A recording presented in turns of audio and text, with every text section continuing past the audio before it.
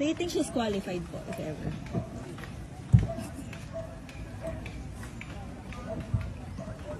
Napapansin ko naman kasi na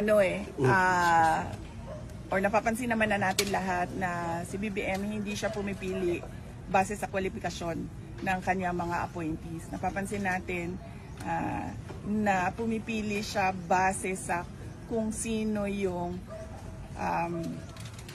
kaalyado nila at sumusunod sa kanila.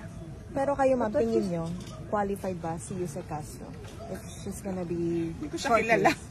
Hindi ko siya kilala at hindi ko alam kung anong nagawa niya para sa bayan, para siya umabot. At hindi ko alam kung ano yung nagawa niya para sa legal circles and legal community and judicial system para siya maupo ng Department of Justice Secretary. No? Ang masasabi ko lang ay hindi siya magaling na tagapagsalita ng Office of the President because she brings embarrassment to the country.